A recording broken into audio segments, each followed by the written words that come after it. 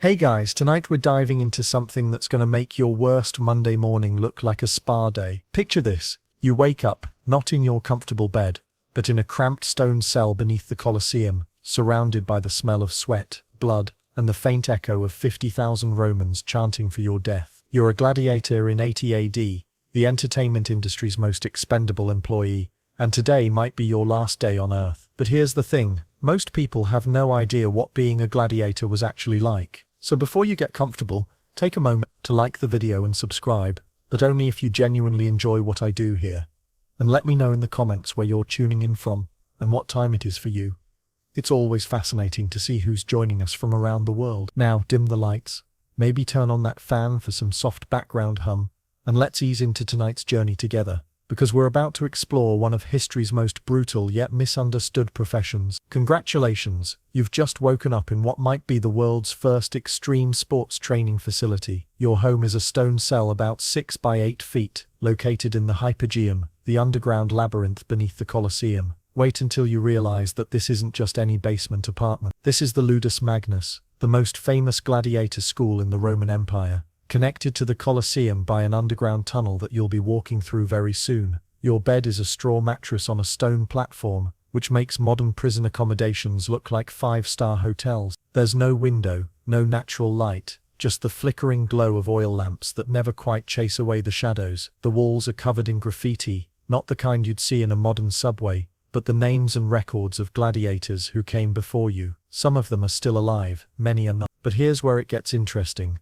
You're not alone in this underground world. Your cell is shared with 2 other gladiators. Marcus, a veteran Murmillo who survived 15 fights and has scars that tell stories you don't want to hear, and a young Thrax named Gaius, who's been here for 6 months and still wakes up crying for his mother. The gladiator barracks house about 200 fighters at any given time, and they're not all the slaves you might imagine. Here's what's really wild. About 40% of gladiators were volunteers called Alcatiri, free men who signed contracts to fight in the arena. Some did it for money, some for fame, and some because they had debts that needed paying, and this was literally the only job that paid enough to clear them. Marcus explains the social hierarchy as you rub sleep from your eyes. At the top are the Primi Palace, the star fighters who get private cells, better food, and actual medical care. Then there are the veterani like him, experienced fighters who've earned respect through survival. At the bottom are the novitius, new fighters like Gaius, who have about a 50% chance of surviving their first year. As you sit up on your straw mattress, the first thing that hits you isn't the smell or the dampness,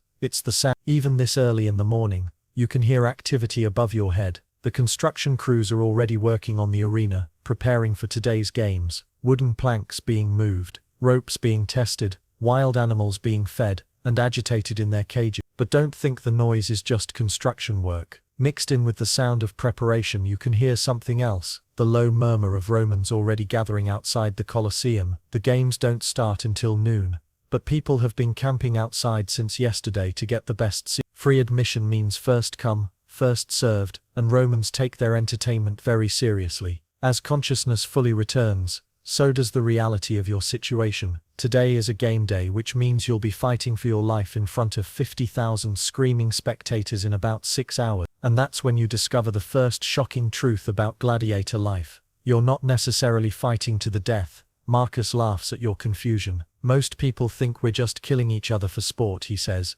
adjusting a leather brace on his scarred forearm. But we're too expensive to just throw away. A good gladiator represents years of training and thousands of denarii in investment. They don't want us dying every day. They want us putting on a good show. Here's the shocking part. Statistical analysis of gladiator graveyards suggests that only about 10–15% of fights ended in death. The rest ended with submission, injury, or the referee stopping the match. You were more likely to die from infection afterward than from your opponent's sword. But knowing the odds doesn't make the fear go away, because even if death isn't guaranteed, it's always possible. And today it's your turn to find out which category you'll fall into. Wait until you see what passes for breakfast in ancient Rome's premier athletic facility.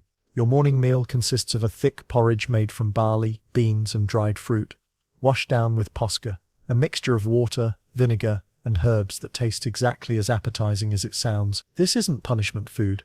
This is actually a carefully designed athlete's diet, based on the best nutritional knowledge available in 80 AD. The Romans called gladiators hordeari, barley eaters, and there was a reason for this carb-heavy diet. Modern analysis of gladiator bones shows they had a calcium-rich plant-based diet that was actually quite healthy by ancient standards. But here's what's really wild about gladiator nutrition. You were supposed to be chunky, not. This goes against everything modern fitness culture teaches us. But gladiators were deliberately kept with a layer of fat over their muscles. Why? Because a layer of fat provided protection against shallow sword cuts, made wounds more dramatic and bloody for the audience, and helped gladiators survive blood loss during fights. Marcus demonstrates by pinching the flesh on his arm. See this? This isn't weakness, it's armor. A thin gladiator is a dead gladiator. The fat absorbs the impact, makes the cuts look worse than they are, and gives me something to lose before I lose anything important. Here's where it gets interesting from a performance perspective. The gladiator diet wasn't designed to make you look good, it was designed to make you survive. The high carbohydrate intake provided energy for intense training and fighting, while the extra body fat served as both protection and a dramatic visual element for the audience. Romans didn't drink much water because most water sources were contaminated. Instead, gladiators drank posca, which the vinegar made safer and provided some nutritional benefits. But don't think this meant gladiators were drunk all the time. Posca had very little alcohol content. It was more like an ancient sports drink than wine. The gladiator school also employed medici, doctors who specialized in treating combat injury. These weren't battlefield surgeons.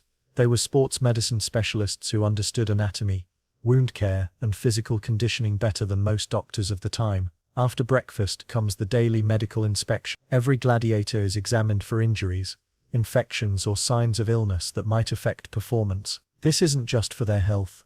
Sick gladiators put on bad shows, and bad shows reflect poorly on the lanista, the gladiator trainer who organized them. The medicus examines your healing wounds from previous fights, checks your muscle tone, and asks about pain levels. Ancient Roman sports medicine was surprisingly advanced. They understood the importance of rest, nutrition, and proper wound care. They even performed surgical procedures that wouldn't look out of place in a modern hospital. And that's when you realize something that changes everything. You're not just a disposable slave fighting for survival. You're a valuable investment that the Romans have spent considerable time and money developing. This changes the entire dynamic of what you thought gladiator life would be like. After the medical inspection, it's time for the part of gladiator life that most people never see, the training. The Ludus Magnus isn't just a prison with an arena attached. It's a sophisticated athletic training facility that would impress modern sports scientists. The training courtyard is a miniature version of the Colosseum arena, complete with sand flooring, practice weapons, and wooden training posts, called palace. Here's what's really wild about gladiator training. It was more like learning a choreographed dance than preparing for a street fight. As you enter the training area, you see gladiators practicing in distinct groups based on their fighting styles. Each type of gladiator has specialized equipment, techniques, and opponents they're trained to fight against. Retiarius, the net fighter, lightly armored with a trident and weighted net. Fast and agile, they try to entangle opponents and strike with the trident. You watch one practicing his net throwing technique, and it's clearly as much about showmanship as effectiveness. Mamillo, heavy fighters like Marcus, with rectangular shields, straight swords, and fish-crested helmets. They're the tanks of the gladiator world, designed to engage in close combat with defensive fighting styles. Thorax, your fighting style with a small square shield, curved sword, and distinctive helmet. Thorax gladiators were meant to be mobile and aggressive, darting in for quick strikes and retreating before heavily armored opponents could respond. Sicutor, the chaser, designed specifically to hunt down Retiarius fighters. Their smooth helmets have tiny eye holes that make net entanglement difficult, and they're trained in relentless pursuit tactics.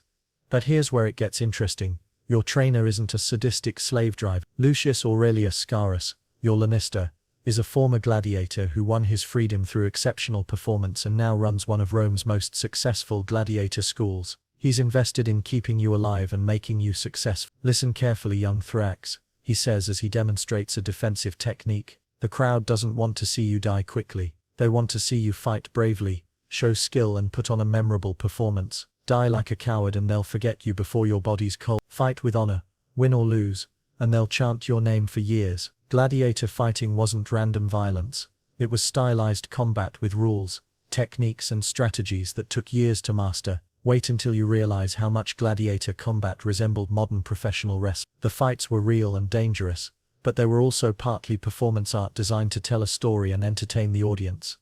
You practice against a wooden post, learning the precise footwork and sword angles that make for dramatic combat. Too aggressive, and you'll exhaust yourself and create openings for counterattack. Too defensive, and the crowd will get bored and start calling for your blood. The training includes learning how to take a fall, how to make wounds look more serious than they are, and how to play to the crowd's emotion. Here's the shocking part. Gladiators were taught to make their defeats look heroic and their victories look hard-fought, even when the outcome was never really in doubt. But don't think the performance aspect made gladiator combat safe. Even with rules and referees, people died regularly. The psychological pressure of fighting for your life in front of a bloodthirsty crowd while trying to remember choreographed moves and dramatic timing was enormous. Some gladiators broke under the pressure. They'd freeze up in the arena, fight recklessly to get it over with quickly, or refuse to fight at all.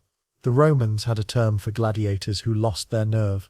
They were overcome by fear, and usually ended up dead regardless of their fighting skills. And that's when you discover the most important lesson of gladiator training. This isn't about being the best fighter. It's about being the most entertaining fighter who can survive long enough to build a career. As the morning training session ends, it's time for the elaborate preparation rituals that transform you from a sweaty trainee into a gladiator ready for the arena. Here's where ancient Rome shows its sophisticated understanding of sports psychology and physical preparation. First comes the massage. A trained slave works olive oil into your muscles, not just for relaxation but to make your skin glisten under the arena lights and to help prevent minor cuts from dirt and sand. The oil also makes you harder to grab, which is important when fighting opponents who might try to wrestle you to the ground. The massage isn't luxurious, it's medical. The slave identifies tight muscles, old injuries, and areas that need extra attention. They work out knots that could cause you to hesitate at crucial moments, and ensure your range of motion is optimal for combat. But here's what's really wild about gladiator gear. You don't just grab whatever's available. Each piece of equipment is carefully fitted and maintained by skilled craftsmen. Your life depends on this gear working perfectly, so nothing is left to chance.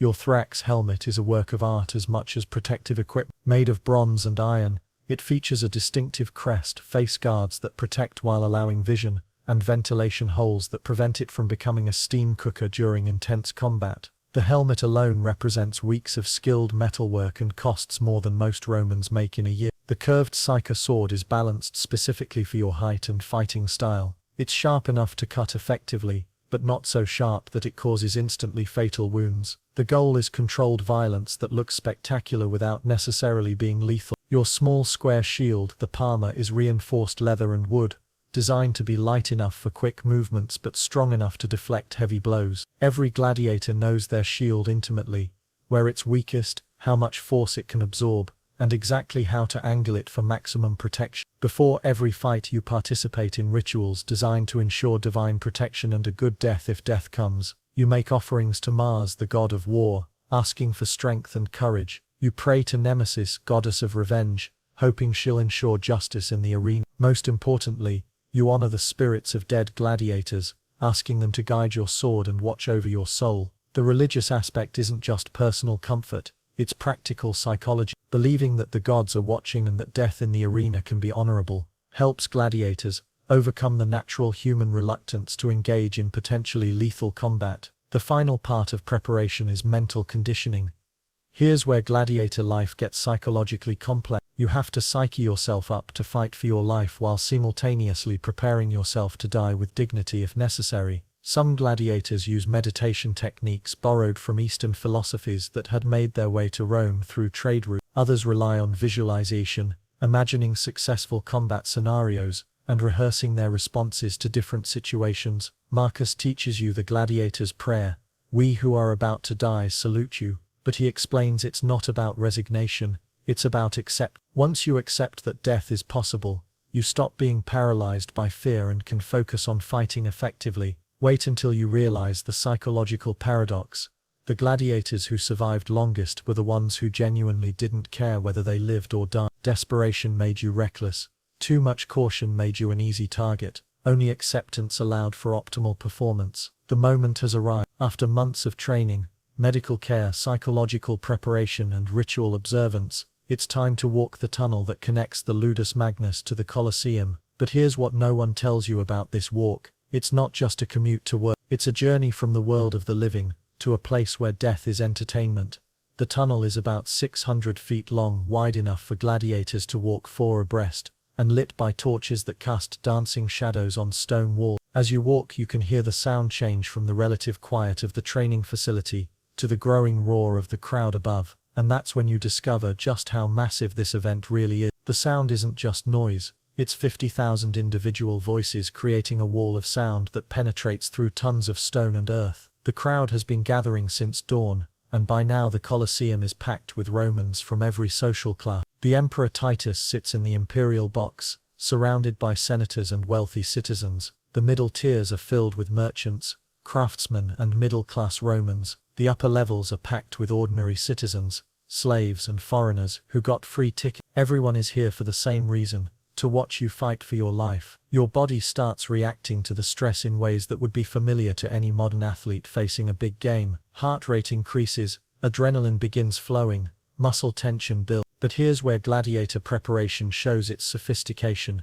You've been trained to use these physical responses rather than being overwhelmed by them. The adrenaline sharpens your reflexes and increases your pain tolerance. The muscle tension provides explosive power for quick movement. The heightened awareness helps you track multiple opponents and respond to crowd reactions that might signal changing circumstances. Marcus walks beside you, offering last-minute advice. Remember, the crowd is your judge, jury, and potential execution. If they like what they see, they'll call for mercy if you're defeated. If they think you're cowardly or boring, they'll demand your death regardless of how well you fight. Here's where it gets interesting from a psychological perspective. As you approach the final gate that leads to the arena floor, time seems to slow down. Every step feels deliberate, every breath more conscious. This is the moment that separates gladiators from ordinary people, the willingness to walk through that gate, knowing what waits on the other side. You can see sunlight streaming through the gate opening, illuminating dust motes dancing in the air.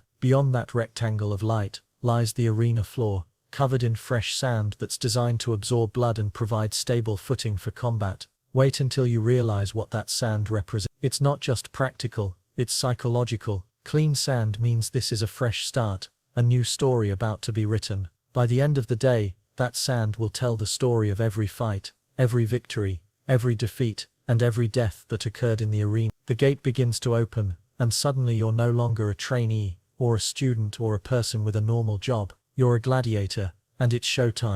As you step into the arena, the first thing that hits you isn't the sight or sound. It's the sheer scale of human attention focused on you. Here's what no modern person can truly understand. You are now the center of attention for 50,000 people whose sole purpose for being here is to watch you fight for your life. Emperor Titus sits in the imperial box, elevated above the arena floor and decorated with purple cloth and gold ornaments. He's not just watching for entertainment. His reactions influence the crowd, and the crowd's reactions determine your fate. If the emperor looks bored, the crowd gets restless.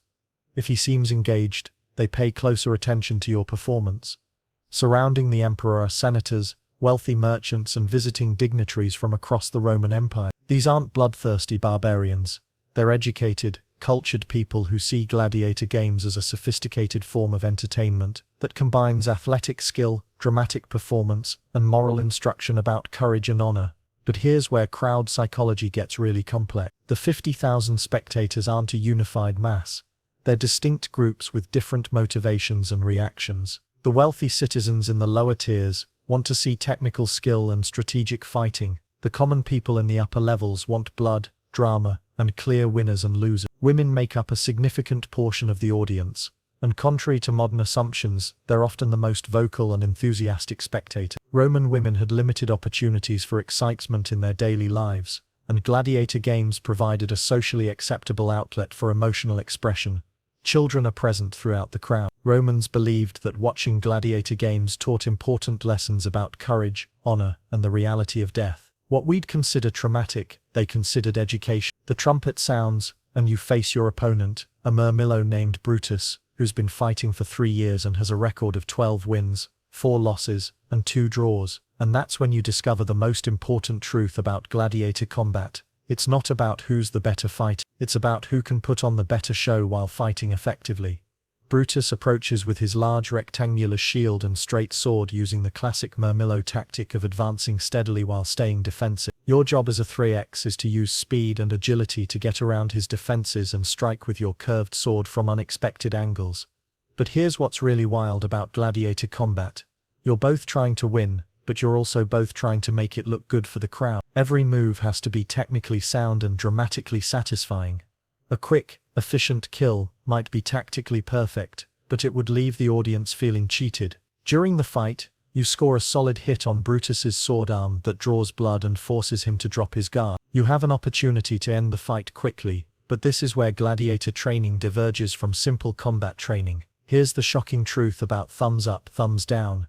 It probably never worked the way Hollywood shows it. Modern historians believe that thumbs up actually meant swords up, continue fighting. Thumbs down, or a closed fist, meant swords down, spare the defeated gladiator. The emperor and crowd made their wishes known through various gestures and vocal cues that you've been trained to interpret. Instead of finishing Brutus immediately, you step back and look to the crowd for guidance. They're cheering for the blood you've drawn, but don't seem to want the fight to end yet. Brutus recovers his stance and the combat continues, with both of you playing to the audience as much as to each other. After 15 minutes of intense combat, which feels like hours under these conditions, Brutus makes a mistake that allows you to get inside his guard and put your sword to his throat. He drops his weapons and raises his finger in the traditional gesture of submission. Wait until you realize what happens next. The crowd erupts in approval for both fighters. You've shown skill, courage, and entertainment value. Brutus has fought bravely and submitted with honor rather than dying pointless. The emperor gives the gesture for mercy, and both of you leave the arena alive. You've survived your first major gladiator fight, but more importantly, you've learned that success in the arena isn't just about fighting ability, it's about understanding the complex relationship between performer, audience, and the political theater that gladiator games represented in Roman society. And that's when you discover the most surprising thing about gladiator life. Winning a fight is just the beginning of a much more complicated social and professional challenge. Here's what Hollywood never shows you about winning gladiator fights. The financial rewards were substantial enough to create actual career incentives. As you exit the arena victorious, you're not just returning to your cell to wait for the next fight. You're entering a complex economic ecosystem where successful gladiators could achieve wealth, fame, and social status that rivaled professional athletes in any era. Your victory today earns you a palm branch, a monetary prize of 100,000 denarii, more than most Romans make in 2 years, and most importantly, increased status within the gladiator hierarchy. But here's where it gets really interesting. Successful gladiators weren't just fighting for survival, they were building brands. As you're escorted back through the tunnels, something happens that would shock most people's assumptions about gladiator life. You're approached by well-dressed Roman women who want to meet you, and that's when you discover one of the strangest aspects of Roman social culture. Gladiators were considered incredibly sexually appealing, especially to upper-class women.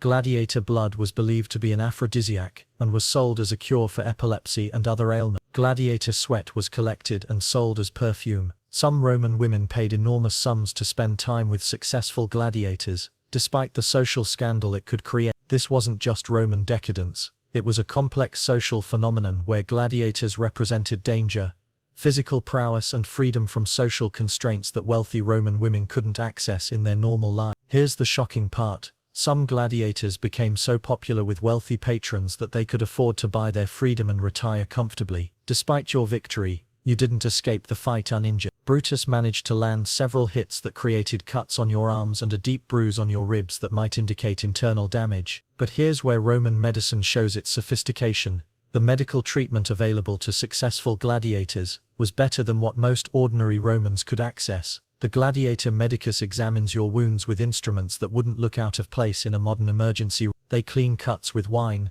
stitch deep wounds with techniques borrowed from military battlefield surgery, and use pain-relieving drugs made from opium poppies. The medical facilities at the Ludus Magnus include hot baths for muscle relaxation, massage therapist for injury prevention, and even primitive physical therapy techniques for rehabilitation. Wait until you realize why gladiator medical care was so advanced. Injured gladiators who couldn't perform lost money for everyone involved. Successful gladiators get better food, and tonight you're experiencing the difference. Instead of barley porridge, you're served roasted meat, fine wine, fresh bread and exotic fruits imported from across the empire. This isn't just a reward, it's an investment in your continued performance and a demonstration of status within the gladiator community. Here's what's really wild about gladiator social dynamics. The best fighters lived better than many free Romans. They had private rooms, personal servants, quality food, medical care and access to entertainment and luxury goods that ordinary citizens couldn't afford. But the feast also serves a psychological purpose. It's a reminder that survival in the arena brings tangible benefits, creating positive reinforcement for the behavior that keeps you alive and entertained. And that's when you discover the strangest part of gladiator life. You're becoming famous. Your name is being chanted in Roman streets. Merchants are selling small clay figurines, made in your likeness. Children are playing games where they pretend to be you fighting in the arena. Gladiator fame could extend throughout the empire. Successful fighters had fan clubs in multiple cities, received letters from admirers, and were recognized everywhere they traveled. Some gladiators became so famous that their names were still known centuries after their death. But here's where gladiator celebrity gets complicated.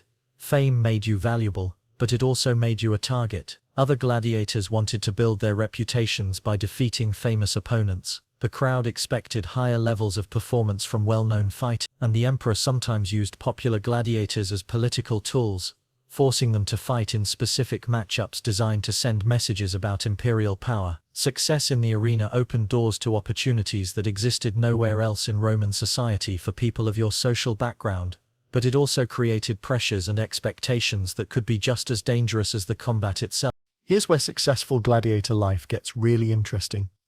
Your improved status means dramatically different living conditions. Instead of sharing a cramped cell with 2 other fighters, you now have a private room with actual furniture, decent lighting, and personal possessions that go beyond just weapons and armor. Your room contains a comfortable bed with clean linens, a small table for personal items, storage space for the gifts and money you've earned, and even some decorative elements like wall paintings or small statues. This isn't luxury by modern standards, but it represents a level of comfort that many free Romans couldn't afford.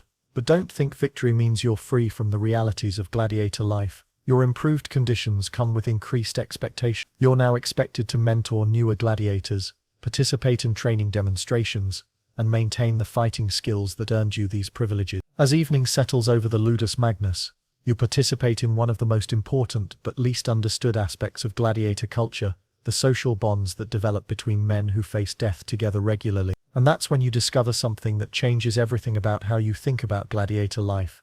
These aren't just individual fighters competing against each other, they're members of a unique fraternity bound together by shared experiences that no one else can understand. The evening meal is a social event where gladiators share stories, discuss techniques, and provide emotional support for the psychological challenges of their profession. Veterans like Marcus take seriously their responsibility to help newer fighters develop not just combat skills, but the mental resilience needed for long-term survival. Here's what's really wild about gladiator social dynamics. Friendships formed in the arena could be incredibly strong, even between fighters who might have to face each other in combat eventually. The shared understanding of what it means to risk death for entertainment creates bonds that transcend normal social boundaries. Even after a successful fight, you're dealing with the psychological aftermath of combat, the constant awareness that tomorrow could bring another fight, and the knowledge that your current success is temporary. Many gladiators suffered from what we'd now recognize as post-traumatic stress disorder. The combination of regular life-threatening combat,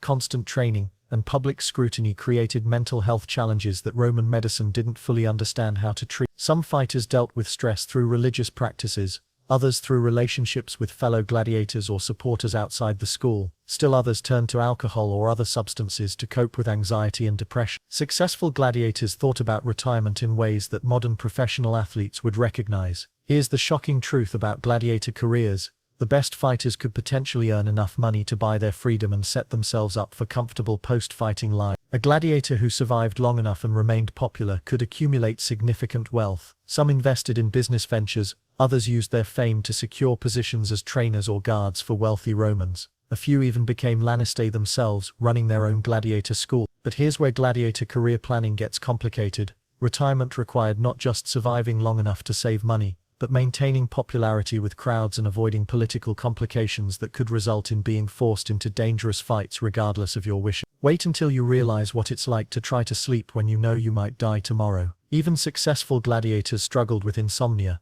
nightmares, and the constant low-level stress that comes from living with regular mortal danger. Some gladiators developed meditation techniques or religious practices that helped them find peace. Others relied on physical exhaustion from training to ensure they could sleep despite anxiety. Many simply learned to function on less sleep and accepted interrupted rest as part of their profession. The dreams that came were often about fighting, replaying past battles, imagining future ones, or experiencing the anxiety dreams that modern psychologists recognize in anyone who faces regular high-stress situations. As you drift off to sleep in your improved quarters, surrounded by the sounds of other gladiators settling in for the night, one thought dominates your mind. You've survived one day as a gladiator, but you don't know how many more days you'll need to survive. The reality of gladiator life isn't just about the few minutes of combat in the arena. It's about living with the constant awareness that your life could end suddenly and publicly, balanced against the possibility that success could bring rewards unavailable anywhere else in Roman society. And that's when you understand the fundamental paradox of gladiator existence. It offered both the greatest risks and the greatest opportunities available to someone of your social status in the Roman world. The same system that could kill you could also make you famous, wealthy, and respected in ways that no other profession could match. Tomorrow will bring new training, new challenges, and possibly another fight. But tonight, you're alive, successful, and part of one of history's most unique and misunderstood professions. Here's what most people never realize about gladiator life. It wasn't just about violence and death. It was about a complex social, economic, and cultural system that provided entertainment, social mobility, and a form of ritualized conflict that helped maintain Roman social order, while creating opportunities for individuals to transcend their original circumstances through courage, skill, and performance. But here's the most shocking revelation about gladiator life. Everything most people think they know about gladiator mortality is wrong. Modern archaeological analysis of gladiator graveyards reveals that the popular image of fighters dying in every contest is completely inaccurate. Recent studies of gladiator remains suggest that only about 10 to 15% of fights ended in death. The majority of gladiators died from diseases, training injuries, or accidents rather than in combat. Some gladiators lived long enough to fight in dozens of contests over careers spanning multiple years. Wait until you discover why this survival rate was so much higher than people assume. A trained gladiator represented an enormous investment, months or years of training, expensive equipment, medical care, and specialized instruction. Killing them off regularly would have been economically catastrophic for the people who owned and operated gladiator schools. The Roman gladiator industry was exactly that, an industry with complex economics that incentivized keeping fighters alive and entertaining rather than simply slaughtering them for spectacle. Here's where the business model gets really interesting. Dead gladiators generate no future revenue, while successful living gladiators could earn money for years. Lannister charged fees for lending their fighters to game. Popular gladiators commanded higher fees and could be booked for events throughout the empire. The most successful fighters became valuable assets whose deaths represented significant financial loss. Insurance systems existed where game sponsors paid compensation to gladiator schools for fighters who died during events. This created financial incentives to keep contests exciting but not necessarily lethal. And that's when you understand the most important truth about gladiator combat. It was as much theater as it was sport. The fights were real and dangerous, but they were also carefully managed performances designed to tell stories about courage, honor, skill, and the relationship between life and death. Gladiators were trained not just in combat techniques, but in showmanship. They learned how to make fights look more dangerous than they were, how to play to crowd reactions, and how to create dramatic moments that satisfied the audience's desire for spectacle without necessarily ending in death. Referees had extensive powers to stop fights, declare winners, and protect fighters who were clearly defeated but had fought honorably. The crowd and emperor could influence these decisions, but the professional judgment of experienced referees was crucial in determining outcome. Roman gladiator medicine was surprisingly sophisticated, reflecting both the financial investment in fighters and the advanced state of Roman medical knowledge. Here's what's really wild about gladiator healthcare. It was probably better than the medical care available to ordinary Romans. Gladiator schools employed specialized doctors who understood trauma surgery, wound treatment, physical therapy, and sports medicine. They had access to pain-relieving drugs, surgical instruments, and treatment techniques that were at the cutting edge of ancient medical practice. Emergency medical care was available at the arena during fights. Quick intervention could save gladiators who might otherwise die from blood loss, shock, or complications from wounds that looked worse than they actually were. But here's where Roman sports science gets really sophisticated.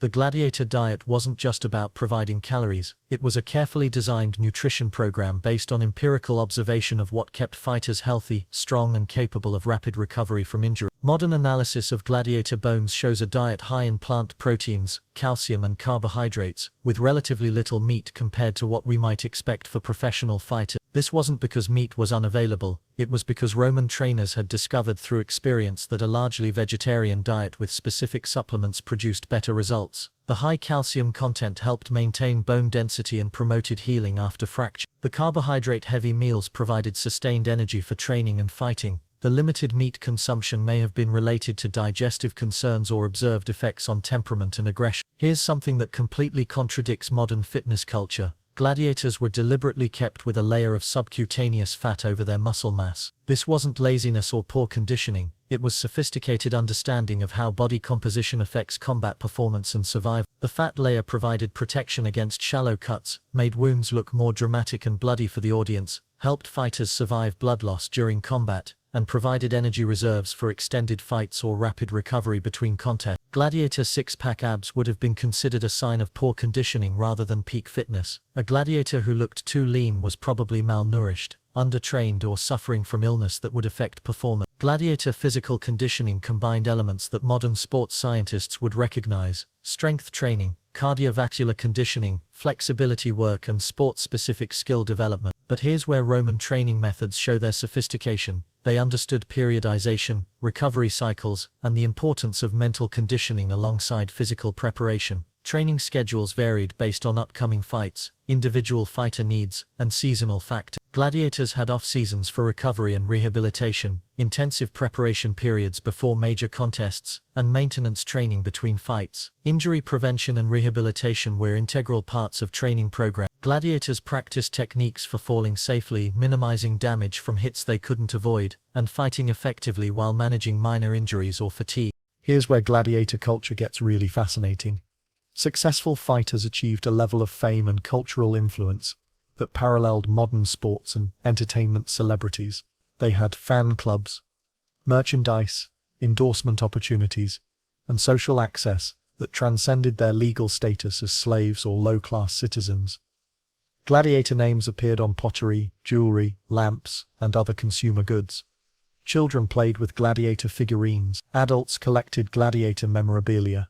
Popular fighters were recognized throughout the empire and could draw crowds wherever they appeared. Some gladiators became so famous that their careers were followed like modern sports stars, with detailed records kept of their wins, losses, fighting styles, and personal stories that fans could discuss and debate. And that's when you discover one of the strangest contradictions in Roman society. Enslaved gladiators could live in more luxury than free citizens, while simultaneously being completely at the mercy of their owners and the entertainment industry. Successful gladiators had access to fine food, comfortable accommodations, quality medical care, and personal services that many Romans couldn't afford. They received gifts from admirers, financial rewards for victories, and social attention that elevated them far above their legal status. But here's where the contradiction becomes clear. All of this luxury was contingent on continued success in an inherently dangerous profession. A gladiator could go from celebrity treatment to death in the arena based on a single bad performance or political decision beyond their control. Roman literature and graffiti reveal that gladiators were considered extremely sexually attractive, particularly to women of all social classes. Here's what's really wild about this phenomenon. It represented one of the few areas where social status barriers were regularly crossed in Roman society. Upper-class Roman women risked social scandal to pursue relationships with gladiators. The appeal wasn't just physical. Gladiators represented danger, excitement, and freedom from social constraints that wealthy women couldn't access in their normal lives. Gladiator blood, sweat, and other bodily substances were collected and sold as aphrodisiacs, fertility treatments, and cosmetics. The belief in the magical properties of gladiator biology reflects the cultural fascination with their physical prowess and proximity to death. But here's what most people don't understand about gladiator games. They weren't just entertainment. They served crucial political and social functions that helped maintain Roman imperial power and social stability in ways that were far more sophisticated than simple bread and circus, representing perhaps the most psychologically advanced system of mass population management ever developed in the ancient world. The games provided a controlled outlet for public aggression and social tensions that could otherwise explode into riots, rebellions, or political upheaval that would threaten the entire imperial system. Instead of channeling their frustrations into dangerous political activity, Romans could experience violence, power struggles, and social conflict vicariously through gladiator combat, creating a psychological pressure release valve that was carefully calibrated to Roman social dynamics and political needs. Here's where the psychological manipulation gets really sophisticated. The free admission ensured that even the poorest citizens could participate in this carefully orchestrated emotional release mechanism. This wasn't accidental generosity, it was strategic social engineering designed to include the most potentially dangerous elements of Roman society in a system that made them complicit in their own political marginalization. Think about it from a social engineering perspective. You have a massive urban population with limited economic opportunities, significant wealth inequality, political powerlessness, and legitimate grievances against a system that exploits their labor while denying them meaningful participation in government. These are precisely the conditions that create revolutions and social upheaval throughout history, the same conditions that toppled governments, destroyed empires, and reshaped civilizations from ancient times through the modern era. But here's what's really brilliant about the Roman approach. Instead of addressing these underlying problems through political reform, economic redistribution, or increased democratization, they created a spectacle that made people feel like they were participating in power while actually reinforcing their powerlessness and dependence on imperial benevolence for entertainment and emotional satisfaction. The games served as a pressure release mechanism that was carefully calibrated to Roman social dynamics in ways that demonstrated sophisticated understanding of crowd psychology, political manipulation, and social control techniques. When economic conditions worsened, the games became more elaborate and frequent, diverting attention from material hardships to spectacular entertainment. When political tensions increased, the emperor would sponsor particularly magnificent events that reminded citizens of imperial power, generosity, and cultural superiority. When military campaigns created anxiety about Roman strength and invincibility, gladiator contests would feature foreign fighters being systematically defeated by Roman-trained gladiators using superior techniques and equipment. And that's when you realize the true genius of gladiator games as social control.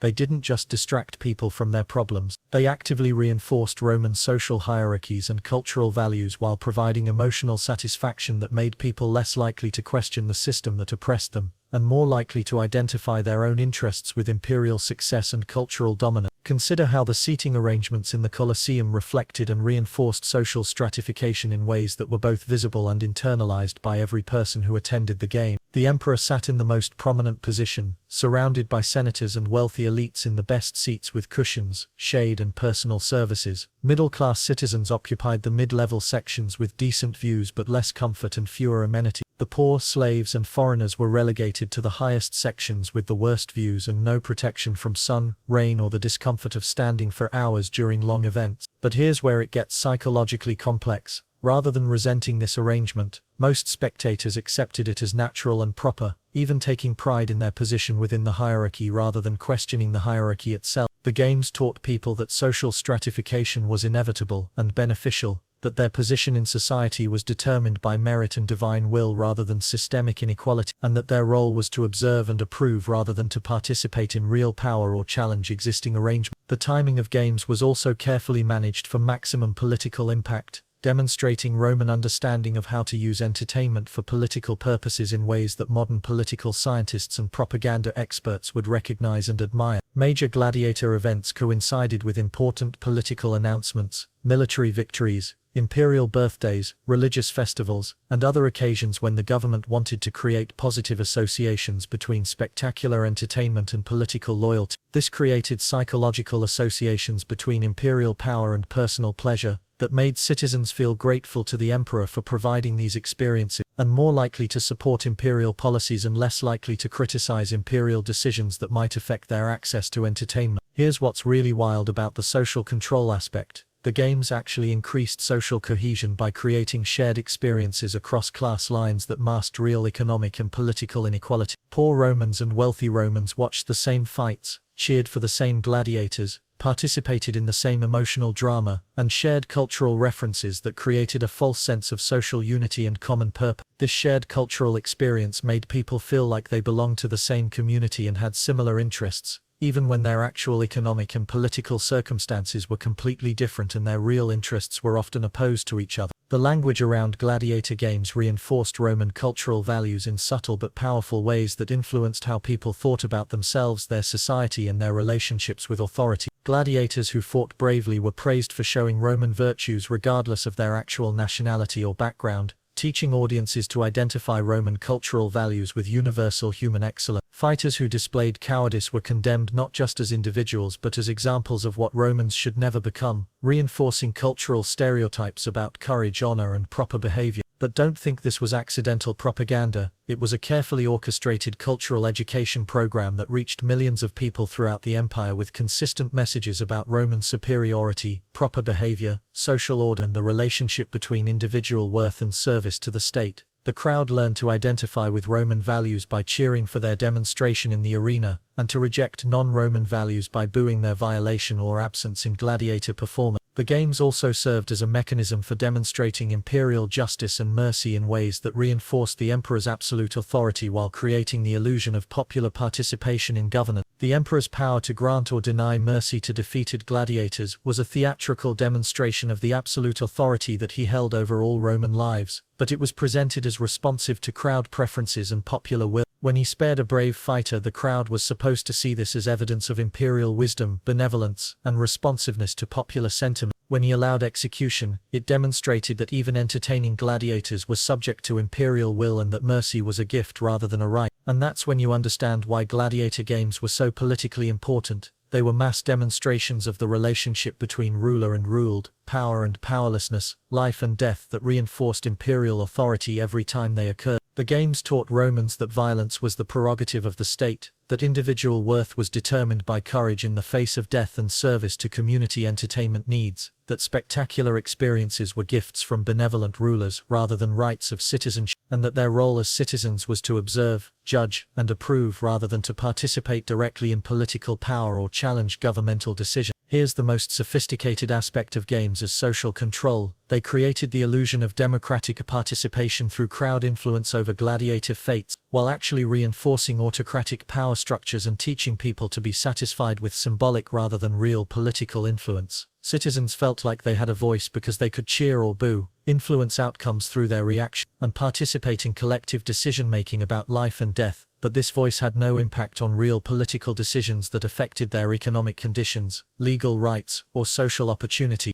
Gladiator games often incorporated elements of criminal justice, with condemned criminals forced to fight as gladiators or face wild animals in executions that were presented as both entertainment and moral instruction, designed to reinforce social values and behavioral expectations across the entire Roman population. Here's where the moral complexity gets really interesting.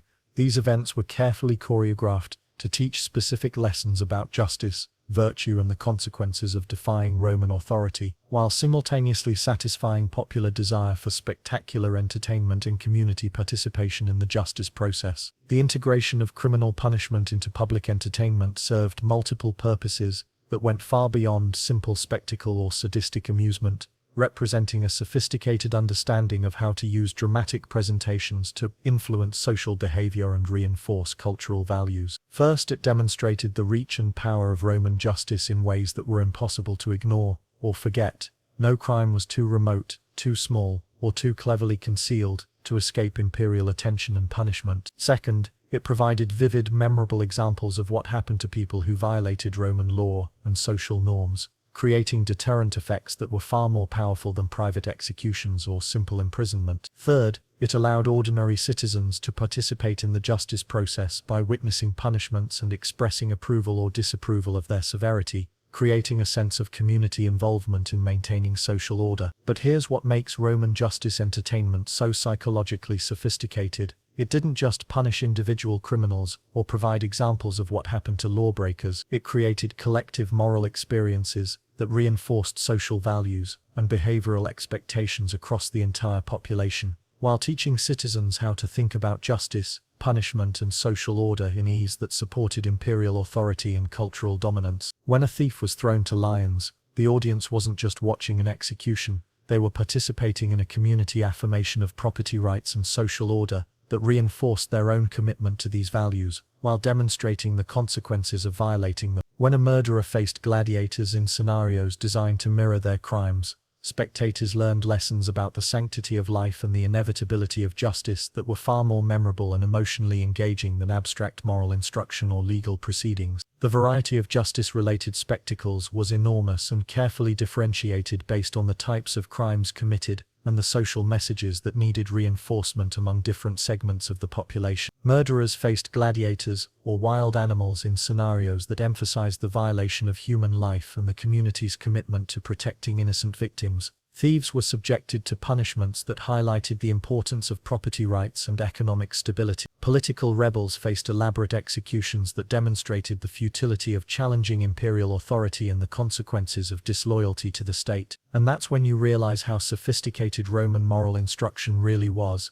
Different types of gladiator contests were designed to teach different virtues and reinforce different aspects of Roman culture and law, while providing entertainment that kept audiences engaged and emotionally invested in the lessons being taught. Military virtues were demonstrated through contests that recreated famous battles, with gladiators representing Roman forces fighting against foreign enemies using historically accurate weapons, tactics, and scenarios. These events taught lessons about courage, discipline, tactical thinking, and the superiority of Roman military methods, while entertaining audiences with spectacular combat and reinforcing their pride in Roman military achievement. The audience learned to identify with Roman military success and to see military service as honorable and necessary for maintaining the security and prosperity that made their comfortable lives possible. Religious virtues were reinforced through contests that had mythological themes, or that honored specific gods with dramatic presentations that combined entertainment with spiritual instruction. Gladiators might reenact stories from Roman religion, demonstrating the consequences of impiety or the rewards of devotion to proper gods and traditional values. These spectacles taught religious lessons in ways that were far more memorable and emotionally engaging than temple services or priestly instruction, while reinforcing the connection between religious observance and social stability. Social virtues like loyalty,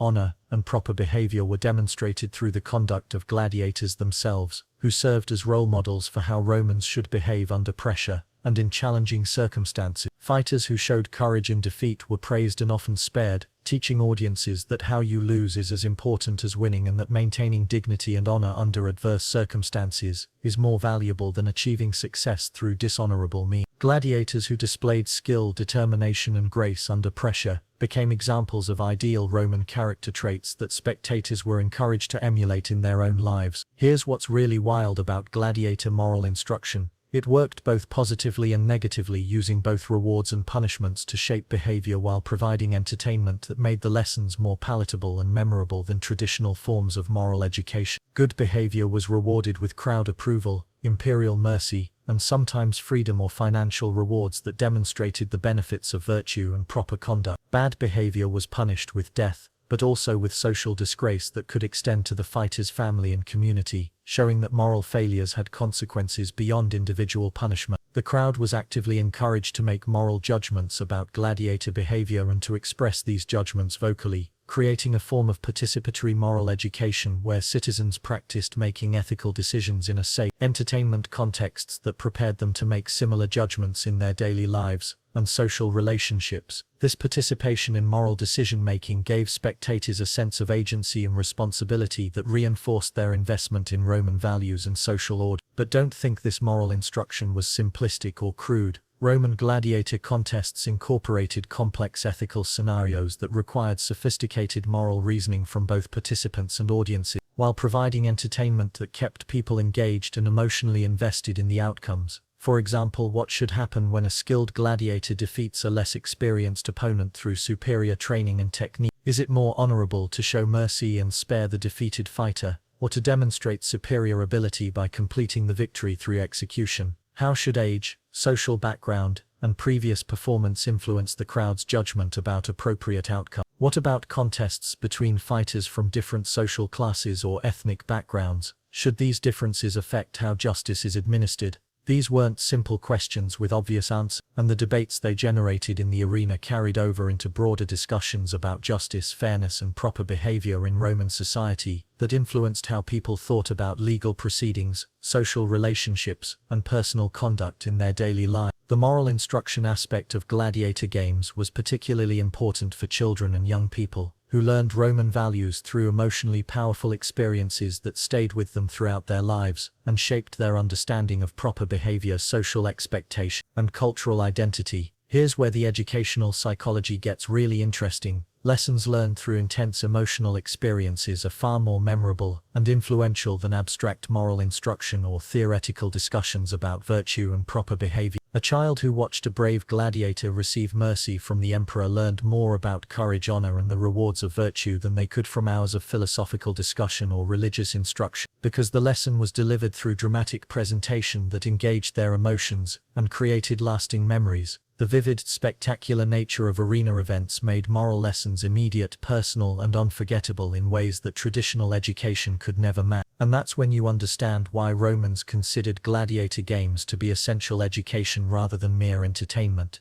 They were the primary mechanism through which Roman society transmitted its values, expectations, and moral systems to each new generation, while providing shared cultural experiences that created social cohesion and reinforced collective identity. The justice aspect of gladiator games also served as a form of deterrent that was far more effective than private executions or simple imprisonment, because potential criminals knew that breaking the law could result in public execution as entertainment for thousands of spectators. The prospect of becoming a spectacle for other people's amusement added a layer of shame and humiliation to standard criminal punishments that made crime seem less appealing and more socially costly than it would have been under a purely private justice system. Here's the most sophisticated aspect of gladiator justice. It created a system where moral education, criminal deterrence, social control, and popular entertainment were all integrated into a single, highly effective cultural institution that reinforced Roman power and values in ways that purely punitive or purely educational approaches could never match, while providing spectators with experiences that were simultaneously thrilling, instructive, and socially meaningful. And that's when you realize the true scale of what gladiator games represented. They were one of the most effective propaganda tools in human history, reaching millions of people throughout the Roman Empire with consistent messages about Roman power, values, and cultural identity that shaped the consciousness of entire civilizations and influenced human development for centuries after the fall of Rome itself. The propaganda function of gladiator games operated on multiple levels simultaneously, from simple dissensions of imperial wealth and organizational capacity to sophisticated cultural programming that influenced how people thought about power, identity, social relationships, and their place in the larger world. Here's where Roman propaganda sophistication becomes almost modern in its complexity. The games didn't just tell people what to think, they created emotional and psychological experiences that made people want to identify with Roman power and culture, while making alternative identities seem inferior, dangerous, or simply unimaginable. Consider the massive logistical undertaking that gladiator games represented, and what this demonstrated about Roman capabilities to audiences throughout the empire. Organizing events for thousands of spectators required coordination of transportation systems that could move people and supplies across vast distances, food distribution networks that could feed enormous crowds, crowd control techniques that could manage potentially dangerous gatherings, facility maintenance operations that kept complex buildings functioning, performer management systems that could train and deploy hundreds of entertainers, and entertainment programming that could satisfy diverse audiences with different expectations and preferences. But here's what made this propaganda so effective. It wasn't presented as propaganda or government demonstration of power. It was presented as generous entertainment that emperors provided for their grateful citizens, creating psychological associations between imperial authority and personal pleasure that made people feel grateful for their subjugation and eager to support the system that oppressed them. The international scope of gladiator recruitment and training created propaganda opportunities that reached far beyond Rome itself, influencing attitudes and behaviors in provinces throughout the empire in ways that were far more personal and compelling than official diplomatic communications or military demonstrations. Gladiator schools throughout the empire trained fighters in Roman techniques, exposed them to Roman culture, and created networks of people whose livelihoods depended on Roman institutions, and whose personal success required mastery of Roman values and methods. When these gladiators returned to their home regions or traveled to other provinces, they carried Roman influence with them in ways that were far more credible and persuasive than official government representatives or military occupiers. And that's when you understand how gladiator propaganda influenced identity formation across the empire. People in distant provinces could participate in Roman culture through gladiator games, feel connected to imperial power through shared entertainment experience, and develop loyalties to Rome that transcended local tribal or ethnic identity. The games demonstrated Roman control over life and death in ways that were both spectacular and intimate, showing audiences that imperial power was absolute, while making them feel like participants in its exercise rather than victims of its application. When emperors decided the fates of gladiators, audiences witnessed absolute power being exercised for their benefit and entertainment, creating psychological associations between imperial authority and personal gratification that were incredibly powerful and long-lasting. Here's what's really wild about gladiator propaganda. It worked both domestically and internationally, reinforcing Roman citizens' sense of cultural superiority, while demonstrating Roman power to subject peoples and potential enemies throughout the known world, creating a comprehensive system of cultural influence that extended Roman control far beyond the reach of military force or political administration. Foreign dignitaries and ambassadors were regularly invited to gladiator games, where they witnessed demonstrations of Roman wealth, organization and cultural confidence that were designed to discourage military challenges and encourage diplomatic cooperation with imperial policy. The message was clear and unmistakable: a civilization that could afford to train thousands of professional fighters for entertainment purposes, build massive amphitheaters for public spectacle, and organize complex events for hundreds of thousands of spectators, had resources and capabilities that made military resistance futile and political opposition pointless. The cultural messaging embedded in gladiator contests was equally sophisticated, with different types of fighter matchups designed to tell specific stories about Roman relationships with other peoples and cultures, while entertaining audiences with spectacular combat. When Roman-trained gladiators defeated fighters using barbarian weapons and techniques, audiences learned that Roman methods were superior to foreign approaches, and that Roman culture represented the pinnacle of human achievement. When gladiators representing historical Roman enemies were systematically defeated in reenactments of famous battles, the crowd was reminded of Roman military superiority and imperial destiny, while being entertained by exciting recreations of historical events. But don't think this cultural programming was crude or obvious. Roman gladiator propaganda was subtle, emotionally engaging and psychologically sophisticated in ways that influenced people's deepest beliefs about identity, loyalty, social order, and their relationships with authority, while providing entertainment that made the lessons pleasurable rather than burdensome. The games created shared cultural experiences that transcended class, regional and ethnic boundaries within the empire, providing common references and cultural vocabulary that helped create a Roman imperial identity that supplemented and sometimes replaced local tribal or ethnic identity. A merchant in Gaul, a farmer in Egypt, and a craftsman in Syria could all participate in the same cultural conversations about famous gladiators, memorable contests and imperial spectacles, creating social bonds and shared loyalties that strengthened imperial control and cultural cohesion. Here's where the propaganda gets really psychologically complex.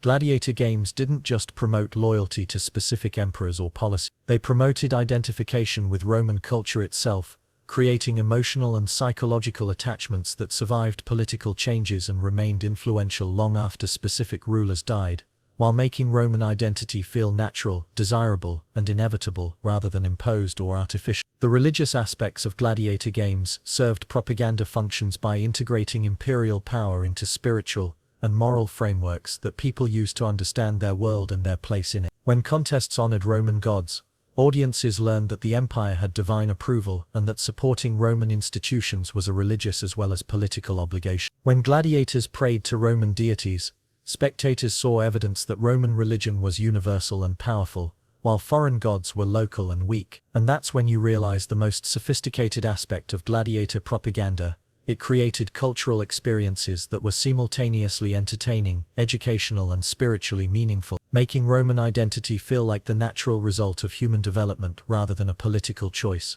while providing psychological and emotional satisfaction that made alternative identities seem incomplete or unfulfilling. The economic impact of gladiator games served propaganda purposes by demonstrating imperial prosperity and creating financial incentives for loyalty to Rome throughout the empire. Cities throughout the empire competed to host games, built amphitheaters to accommodate them, and developed local industries around gladiator entertainment, creating economic dependencies that reinforced political loyalty and made rebellion against Rome economically as well as militarily dangerous. The international recruitment of gladiators from throughout the empire served multiple propaganda functions by demonstrating Roman reach and influence while creating opportunities for cultural exchange and assimilation that spread Roman values and methods throughout the known world. Here's what made this particularly effective.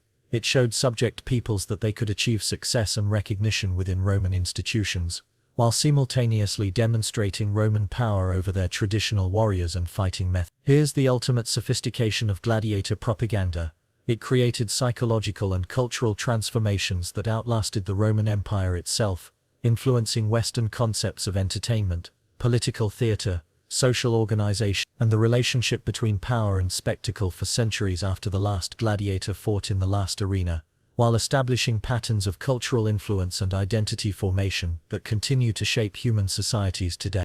Here's what no one talks about regarding gladiator life: the psychological cost of regularly facing death for entertainment, and how the human mind adapts to extreme circumstances in ways that both protect and damage the people who survive them, creating complex psychological patterns that challenge everything we think we know about human resilience, trauma recovery, and mental health under extreme stress. Modern understanding of trauma and stress disorders helps us recognize that gladiators probably suffered from conditions that Roman medicine didn't have names for, but definitely observed, and tried to treat through various medical, religious, and social interventions. The combination of regular life-threatening combat, constant training stress, public scrutiny, and social isolation created mental health challenges that were unprecedented in their complexity and intensity, while simultaneously creating opportunities for psychological development and personal growth that were available nowhere else in Roman society. But here's where the psychology gets really interesting.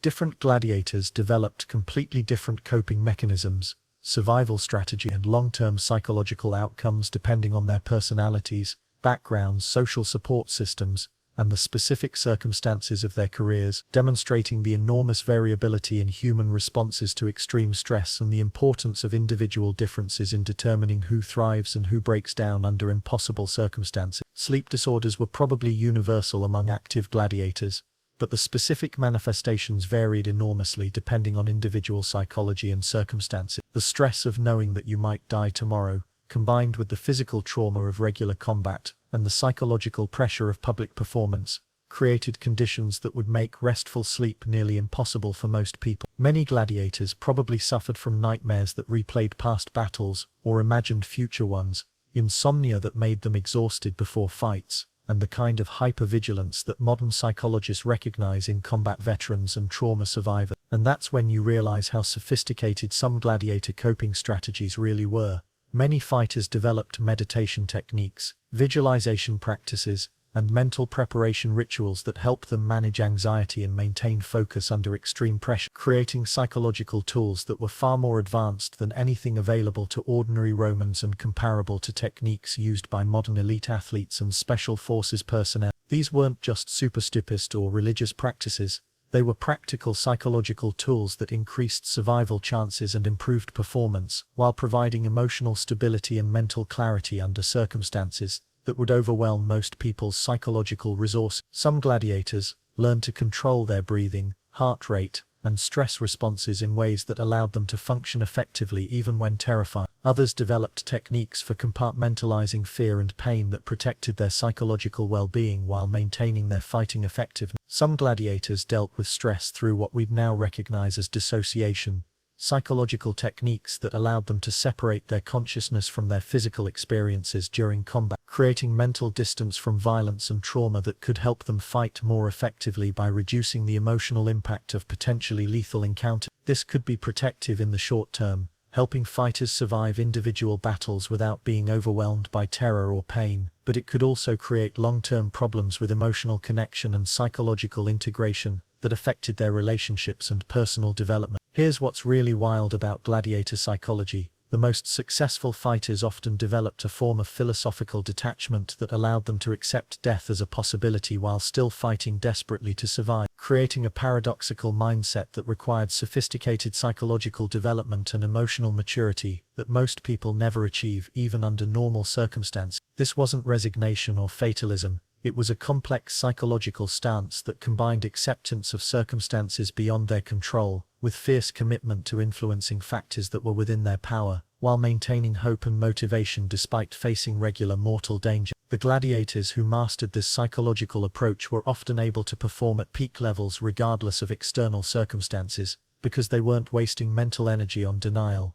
panic, or futile resistance to reality. Religious practices served important psychological functions for many gladiators, providing frameworks for understanding suffering, meaning-making systems that help them interpret their experience, and community connections that reduced isolation while offering hope for divine protection or post-mortem reward. Prayer, ritual, and spiritual beliefs weren't just comfort, they were active psychological tools that helped fighters maintain mental stability under impossible circumstances, while preserving their sense of human dignity and moral worth. But don't think all gladiators successfully managed the psychological challenges of their profession. Historical records suggest that some fighters suffered what we'd now recognize as complete psychological breakdowns that ended their careers, and sometimes their lives, demonstrating that even the most sophisticated coping strategies weren't sufficient for everyone who faced these extreme circumstances. Some gladiators refused to fight, not from cowardice but from psychological inability to continue participating in violence that had become unbearable despite their training and preparation. Others became recklessly aggressive, seeking death in combat rather than continuing to endure the stress of survival,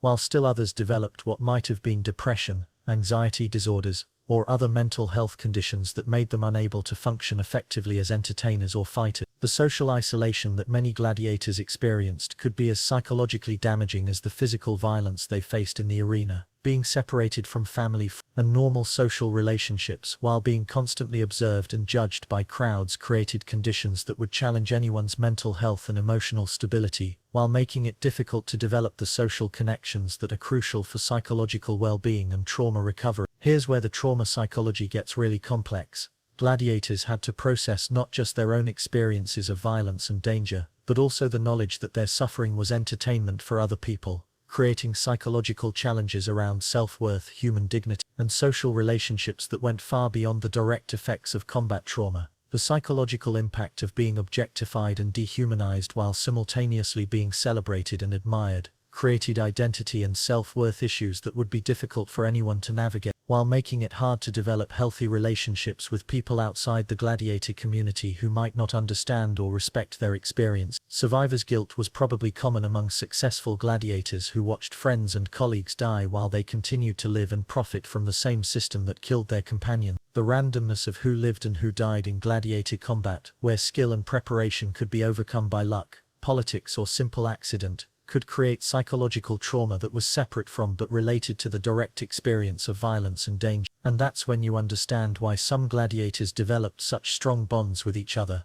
Shared trauma creates connections between people that can be stronger than family relationships, and gladiators who understood each other's experiences provided psychological support that was unavailable anywhere else in Roman society, while creating communities that could help individuals survive and recover from experiences that would have been impossible to handle alone. The transition from active fighting to retirement or freedom created its own psychological challenges for gladiators who had adapted to extreme circumstances, and then had to readjust to normal social life. Many retired gladiators probably struggled with civilian life in ways that would be familiar to modern military veterans, transitioning from combat deployments, including difficulty relating to people who hadn't shared their experiences, problems with authority and routine, and challenges finding purpose and meaning in ordinary activities. Here's what's most remarkable about gladiator mental health. Despite the enormous psychological challenges they faced, many fighters not only survived mentally, but developed extraordinary psychological resilience, emotional intelligence,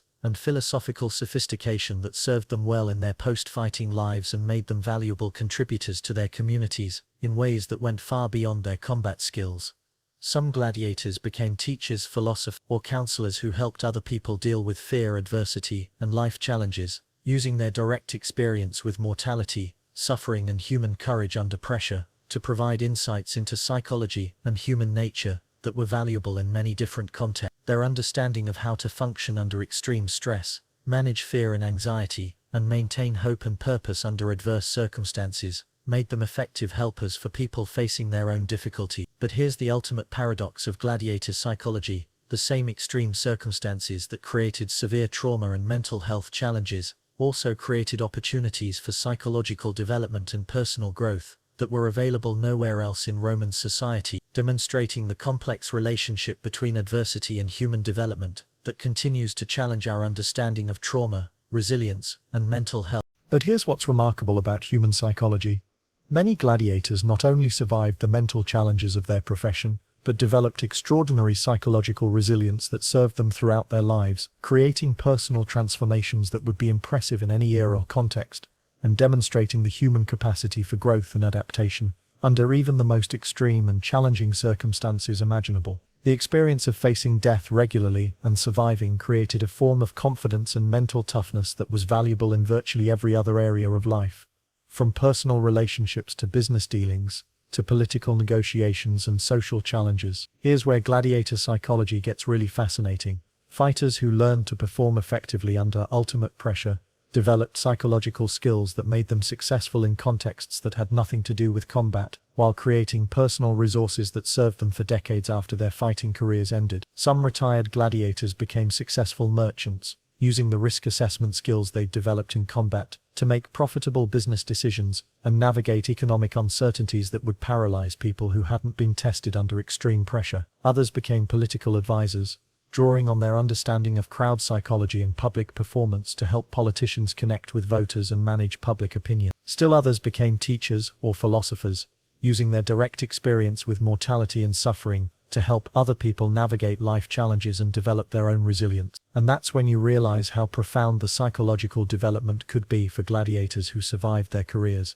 They had lived through experiences that most people could only imagine, and this gave them perspectives on fear, courage, success, failure, and human nature that were incredibly valuable in many different contexts, while making them unusually effective at helping other people deal with adversity and challenge. The social bonds formed between gladiators provided support networks that demonstrated the human capacity for connection and loyalty even under the most difficult circumstances, while creating relationships that often transcended normal social boundaries and lasted for decades after fighters retired from active combat. Here's what's really wild about gladiator friendships. They often ignored conventional distinctions based on class, nationality, or background, because shared extreme experiences created relationships that were deeper and more meaningful than conventional social connection. Gladiators learned to trust their lives to training partners, medical staff, and fellow fighters in ways that created bonds of loyalty and mutual dependence that could last for lifetimes, while providing models for how humans can support each other through adversity and demonstrating the psychological benefits of community even in the most challenging circumstances. These relationships provided emotional support that was crucial for survival and recovery,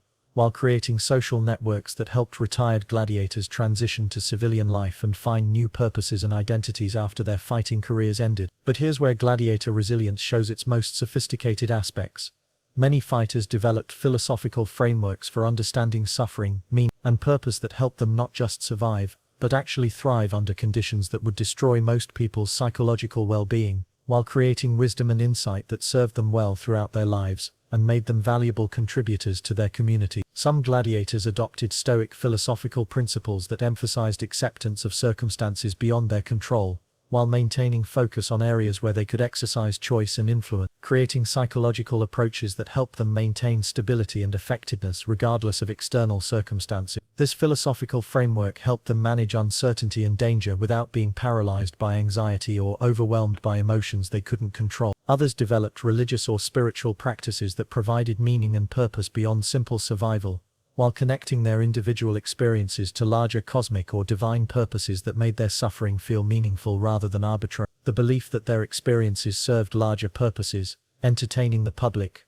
honoring the gods, or demonstrating human courage and potential, helped many gladiators maintain psychological coherence and personal dignity even when their circumstances were objectively terrible. Here's what modern psychology would recognize as post-traumatic growth. Some gladiators emerged from their experiences with enhanced appreciation for life, deeper relationships with other people, greater personal strength, and more sophisticated spiritual or philosophical understanding than they would have developed under normal circumstances, demonstrating that extreme adversity can sometimes create positive changes that wouldn't be possible through ordinary life experience. The daily confrontation with mortality that gladiators experienced often led to a heightened awareness of the value and fragility of life that made them more capable of experiencing joy, gratitude, and meaning in small moments and simple pleasure. And that's when you understand why some retired gladiators became known for their wisdom and life advice. They had learned lessons about what really matters that most people never have the opportunity to learn, while developing perspectives on human existence that were both profound and practical. The physical training and conditioning that gladiators underwent also contributed to psychological resilience, by demonstrating the human capacity for growth, adaptation and performance improvement through disciplined effort and consistent practice. Gladiators learned that they could develop capabilities they didn't know they possessed, overcome physical and mental limitations they thought were fixed, and achieve performance levels that seemed impossible when they began training, creating confidence in their ability to grow and adapt that served them well in all areas of life. Here's where the adaptation becomes really impressive. Many gladiators developed the ability to compartmentalize different aspects of their experience, allowing them to be ruthlessly effective fighters when necessary, while maintaining empathy, humor, and emotional connection in their personal relationship, demonstrating psychological flexibility that enabled them to function effectively in multiple contexts without losing their essential humanity. This psychological flexibility, the ability to access different aspects of personality and capability depending on circumstances, is a sophisticated skill that served gladiators well both during and after their fighting career. They learned to be simultaneously tough and tender, aggressive and compassionate, focused and relaxed, depending on what the situation required, while maintaining psychological coherence and personal integrity throughout these transitions. But don't think this resilience development was automatic or easy. It required conscious effort, social support and often years of difficult psychological work to transform traumatic experiences into sources of strength and wisdom, while learning to integrate extreme experiences into coherent personal narratives that preserved mental health and enabled continued growth and development. The gladiators who developed the greatest resilience were usually those who found ways to maintain connections with other people, preserve some sense of personal agency and choice within their constrained circumstances, and create meaning from their experiences that went beyond simple survival, while building support networks that provided emotional sustenance and practical assistance during difficult periods. And that's when you realize the most important lesson from gladiator psychology: human beings have extraordinary capacities for adaptation, growth, and resilience that can be developed even under the most extreme and challenging circumstances, but this development requires community, purpose, and conscious effort to transform difficulty into strength, while maintaining hope and commitment to growth even when circumstances seem hopeless. And that's when you understand something crucial about human psychology. Even in extreme circumstances, people can find purpose, meaning and satisfaction in their lives if they have goals to work toward, communities that support them, and frameworks for understanding their experiences that go beyond simple survival, while creating significance from their suffering that transforms trauma into wisdom and adversity into strength. Many gladiators took genuine pride in their skills, their courage, and their ability to entertain and inspire audiences in ways that created positive emotional experiences for thousands of people, while demonstrating human potential under extreme circumstances and providing examples of courage, resilience, and grace under pressure that influenced spectators long after individual contest ended. Here's where the psychology gets really complex. They found ways to maintain personal dignity and professional satisfaction, even while participating in a system that was fundamentally exploitative and dangerous, creating meaning from circumstances that could have been purely destructive. Some gladiators saw themselves as artists who used violence and physical skill to create dramatic performances that moved audiences emotionally and provided shared cultural experiences that brought communities together, while demonstrating the highest levels of human capability under the most challenging circumstances imaginable. This artistic framework helped them find meaning in their work that went beyond simple survival or financial reward, while creating a sense of professional identity and personal worth that sustained them through difficult periods. But here's what's really fascinating about gladiator purpose. Many fighters developed sophisticated understandings of their role in Roman society that helped them feel like contributors to something larger than themselves, rather than just victims of circumstance, while creating frameworks for interpreting their experiences that preserved their sense of human dignity and social value, even under extreme exploitation. They understood that their performances served social functions that went far beyond entertainment, providing emotional outlets for public tensions, demonstrating cultural values like courage and honor, creating shared experiences that built community bonds, and offering examples of how to face adversity with dignity and skill. This sense of social contribution provided psychological benefits that helped many gladiators maintain mental health and personal satisfaction despite the dangers of their profession, while giving them a sense of purpose that transcended their individual circumstance. And that's when you realize how important meaning-making was for gladiator survival. Fighters who could interpret their experiences as serving larger purposes, were more likely to maintain psychological stability and develop the kind of resilience that allowed for long-term success, while those who saw themselves as purely victims or trapped by circumstances often developed mental health problems that interfered with their performance and shortened their career. Religious and spiritual frameworks provided meaning for many gladiators who saw their suffering and risk as forms of service to gods, tests of character, or opportunities for spiritual development that would benefit them in this life or the next. The belief that their experiences had divine significance or contributed to cosmic balance helped some fighters maintain hope and purpose, even during the most difficult periods of their careers, while providing psychological resources that sustained them through trauma and uncertainty. Here's where the purpose psychology gets really sophisticated. Some gladiators developed philosophical approaches to their work that integrated physical training, combat performance, and personal development into comprehensive life philosophies that influenced how they approached all their relationships and activities, while creating coherent worldviews that made sense of their experiences and provided guidance for decision-making under extreme circumstances. They learned to see each fight as an opportunity for growth, each training session as character development, each interaction with crowds as a chance to demonstrate values and inspire others, while integrating their professional activities with their personal development in ways that created psychological coherence and emotional satisfaction, even under objectively terrible circumstances. The possibility of earning freedom, wealth, and respect provided hope and motivation that made the dangers and hardships feel like investments in future possibilities rather than just endless suffering, while creating long-term goals that sustained fighters through difficult periods and provided frameworks for understanding their current experiences in terms of future benefit. But don't think this hope was always realistic.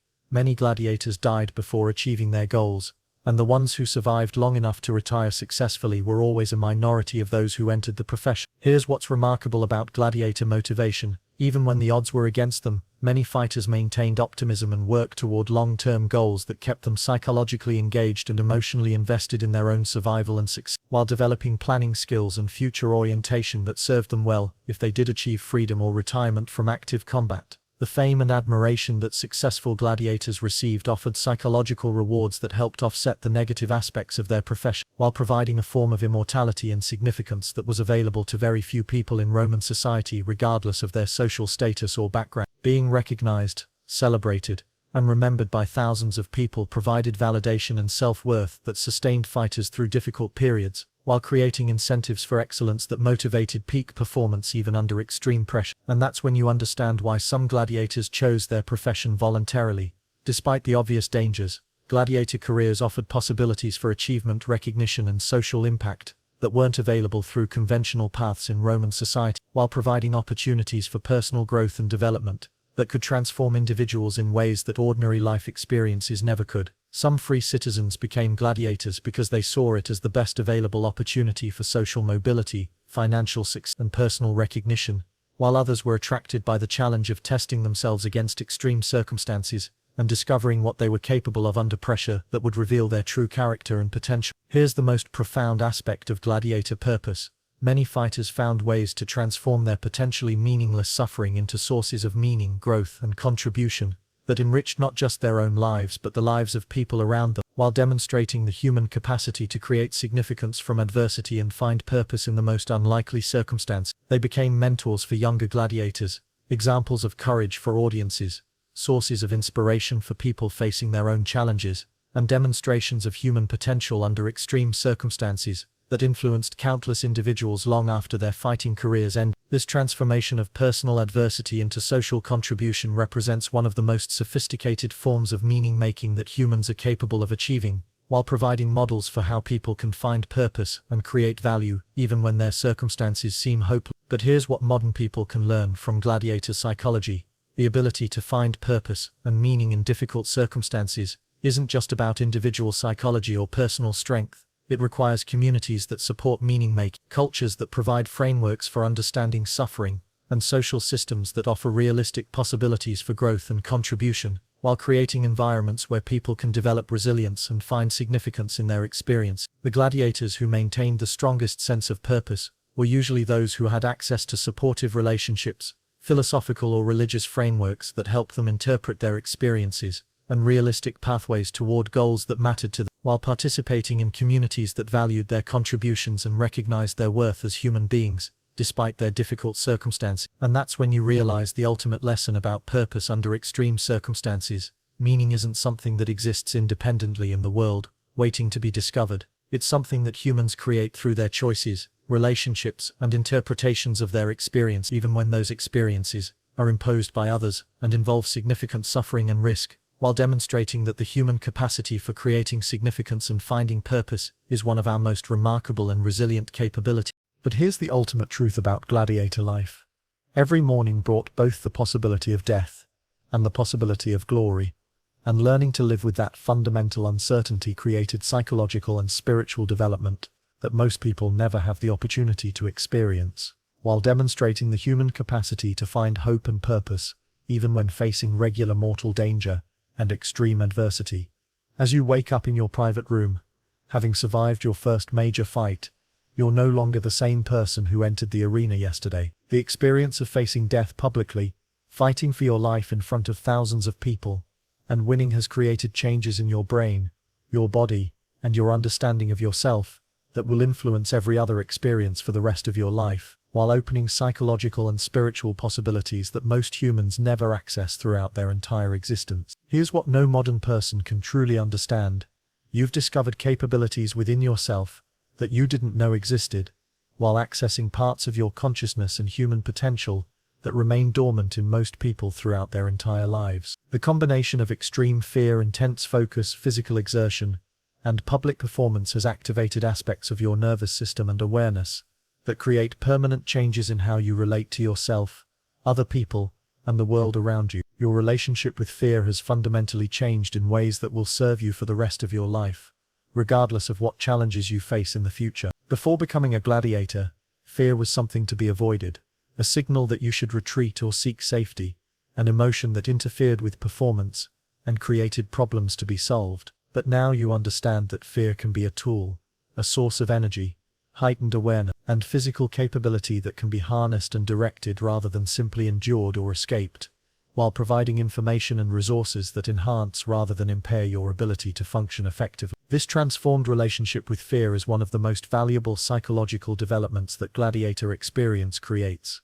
because it enables people to function effectively in situations that would paralyze others, while maintaining performance and decision-making capabilities, even when facing significant danger, uncertainty, or pressure. The ability to use fear as a resource rather than being disabled by it is a sophisticated psychological skill that serves people well in every area of life. The sounds from above indicate another day of games is being prepared. Maybe you'll fight again today, maybe not, but you know now that when your time comes, you have access to psychological and physical resources that most humans never develop, while possessing confidence in your ability to handle extreme situations that comes from having actually survived them successfully. And that's when you realize the most profound change that gladiator experience creates. You're no longer limited by your previous assumptions about what you're capable of surviving, achieving, or becoming under pressure. The morning routine that once seemed terrifying now feels familiar, even comfortable in its predictability, demonstrating the human capacity to adapt to virtually any circumstances through repetition and survival. The sounds of preparation,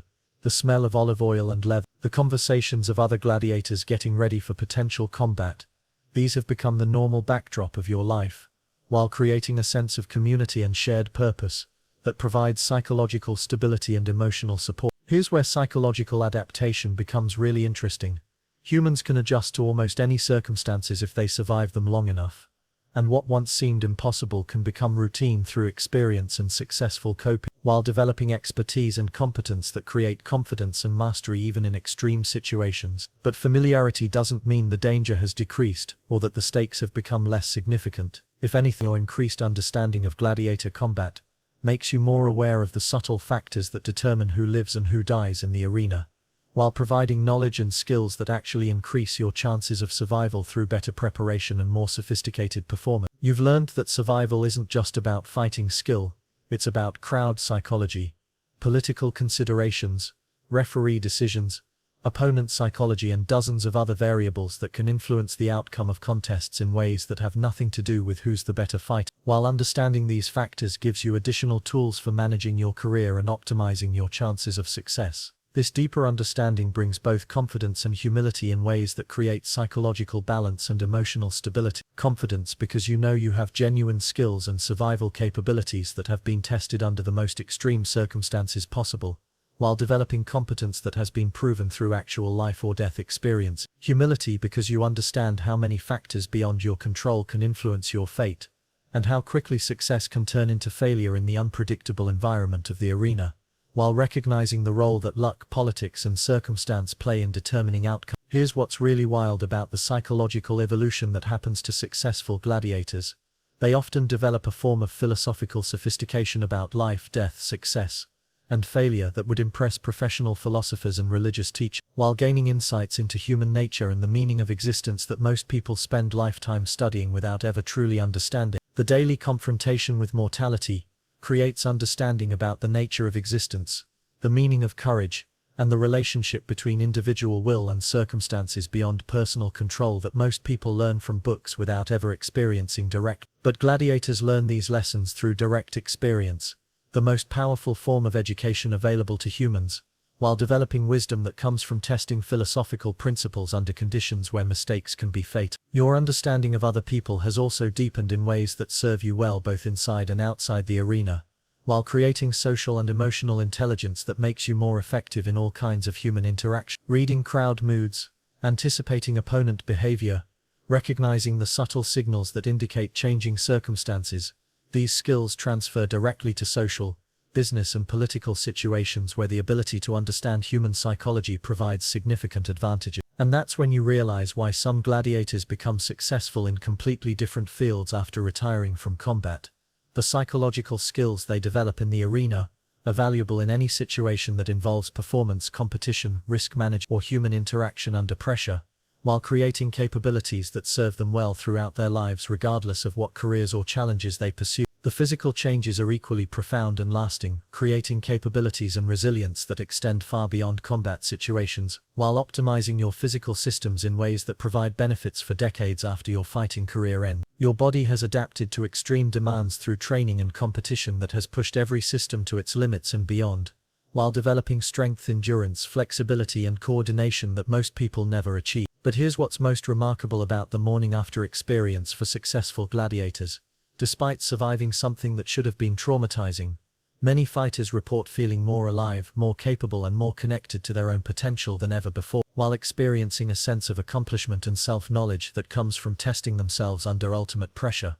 This paradoxical response, thriving after trauma, demonstrates the human capacity for growth through adversity that psychologists now call post-traumatic growth, while showing how extreme challenges can create positive changes in personality, relationships, life philosophy, and personal capabilities that wouldn't have developed under normal circumstances. Your morning routine now includes reflection on these changes and planning for how to build on them regardless of what the future brings, while developing appreciation for the growth and development that has resulted from your extreme experiences. Whether you fight again to retire from gladiator combat, or face some other challenge entirely, you know that you have psychological and physical resources that will serve you well in any circumstances, while possessing confidence that comes from having survived the ultimate test of human capability and resilience. And that's when you understand the most important lesson from gladiator morning psychology. Every day really is a new opportunity to apply the strength, skills, and insights you've developed through surviving previous challenges, while building on the foundation of competence and confidence that extreme experiences have created, and the knowledge that you can handle whatever life brings because you've already survived the worst that human existence can offer. And that's when you realize what being a gladiator really means. It's not just about fighting or dying or entertaining crowds. It's about developing the mental strength to perform at your best when the stakes are literally life and death, and discovering psychological capabilities that most humans never access throughout their entire lives, while creating mental resources that serve you effectively in every challenging situation you'll ever face. This mindset, the ability to function effectively under extreme pressure, to find courage when afraid, to perform for an audience while fighting for survival, creates psychological tools that are valuable in virtually any challenging situation that requires peak performance under stress, while developing mental capabilities that transfer to every area of life where excellence and resilience matter. But here's what makes the gladiator mindset so unique. It's developed through actual life or death experiences, rather than simulated challenges or theoretical training. creating psychological changes that go far beyond what's possible through safe practice or academic study. Modern athletes, performers, soldiers, and anyone who faces high-pressure situations can learn from the mental training methods that helped gladiators survive and succeed in the ultimate high-stakes environment, while adapting these techniques to their own challenges and circumstances. But there's a crucial difference between studying these techniques and developing them through genuine mortal danger.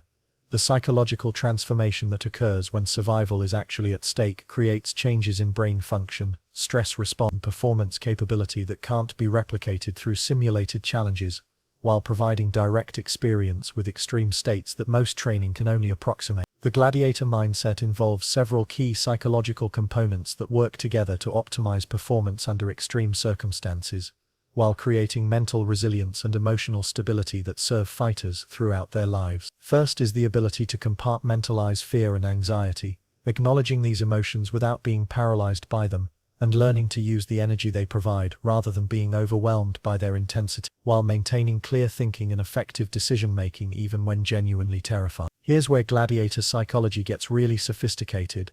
Successful fighters learn to differentiate between useful fear that enhanced performance and destructive fear that interfered with effectiveness, while developing techniques for managing their emotional states that allowed them to access courage and focus, even when they were genuinely terrified about the possibility of death or serious injury. This emotional regulation isn't about suppressing fear or pretending not to be afraid. It's about accepting fear as natural and appropriate while learning to function effectively despite its presence, using the heightened awareness and physical energy that fear provides while avoiding the paralysis and poor decision-making that fear can cause when it's not managed properly. The second component is present moment awareness, the ability to maintain complete focus on immediate circumstances rather than being distracted by thoughts about future consequences or past experiences, while processing enormous amounts of environmental information quickly and accurate. And that's when you understand why gladiator training emphasized repetitive practice of basic techniques. In life or death situations, you don't have time for conscious decision-making about complex strategies. You need to have developed automatic responses that function effectively without conscious control, while maintaining awareness of changing circumstances that might require tactical adjustment. This present moment focus also extends to reading environmental cues with extraordinary sensitivity and accuracy. Crowd mood, opponent behavior, referee signals, weather conditions, dozens of other factors that could influence combat outcomes while providing information that can be used to gain tactical advantages. Gladiators learn to process this information subconsciously while maintaining focus on their immediate tactical situation, creating a form of multi-layered awareness that most people never develop. Here's what's really wild about gladiator mental training. They develop techniques for maintaining peak performance regardless of external circumstances, while building psychological flexibility that allowed them to adapt to changing conditions without losing effectiveness or composure. Whether the crowd was supportive or hostile, whether they were injured or healthy, whether they were facing familiar or unknown opponents, successful gladiators learn to adapt their performance to optimize their chances of survival, while maintaining the mental clarity necessary for complex decision-making under extreme pressure. The third component is acceptance of mortality combined with fierce commitment to survival, creating a psychological paradox that required sophisticated mental development and emotional maturity that most people never achieve even under normal circumstances. This psychological balance, simultaneously accepting the possibility of death while fighting desperately to live, enabled extraordinary performance under pressure because fighters weren't wasting psychological energy on denial or futile resistance to circumstances beyond their control. But gladiators who mastered this paradox often became capable of extraordinary performance under pressure, because they could focus all their available energy and attention on factors that could be influenced rather than being paralyzed by factors that couldn't be changed, while maintaining hope and motivation even when facing potentially fatal situations. This acceptance didn't mean resignation or passivity, quite the opposite. Instead, it meant focusing all available energy and attention on elements of their situation that were within their control, while accepting elements that weren't controllable without wasting mental resources on futile resistance. Gladiators learned to distinguish clearly between what was within their control, their training, their effort, their tactical decisions, their mental state, and what wasn't: crowd preferences, referee decisions, opponent capability, political considerations, while putting maximum effort into controllable factors without being distracted or demoralized by uncontrollable ones. And that's when you realize why the gladiator mindset transfers so effectively to other high-pressure situations. The psychological skills that help people survive mortal combat, or the same skills that help people excel in business negotiations, athletic competitions, autistic performance, and any other situation where peak performance under pressure creates significant advantages, while providing mental resources that enhance effectiveness in virtually every challenging circumstance. The fourth component is the ability to find meaning and purpose in extreme adversity, while creating frameworks for interpreting suffering that preserve psychological well-being and enable continued growth and development, even under objectively terrible circumstances. Gladiators who survived long careers typically developed philosophical or spiritual approaches that helped them interpret their experiences as serving larger purposes, entertaining others, demonstrating human courage, honoring God, or contributing to social cohesion, while maintaining hope and personal dignity despite extreme exploitation and danger. Here's what modern psychology recognizes as one of the most important factors in resilience and post-traumatic growth: the ability to create meaning from difficult experiences rather than just enduring them passively, while developing understanding about purpose and significance that transforms trauma into wisdom and adversity into strength. Gladiators who could see their combat as serving purposes beyond simple survival were more likely to maintain mental health and develop the kind of psychological strength that served them well throughout their lives, while creating personal narratives that preserved their sense of human worth and social contribution. The fifth component is community orientation, understanding that individual survival and success depend on relationships with other people who share similar challenges, while building support networks that provide emotional sustenance, practical assistance, and shared understanding that enables people to survive and thrive under circumstances that would be impossible to handle alone. Successful gladiators typically formed strong bonds with training partners, mentors, and other fighters who provided the social connections necessary for psychological well-being and practical survival. But here's what makes gladiator community psychology particularly sophisticated.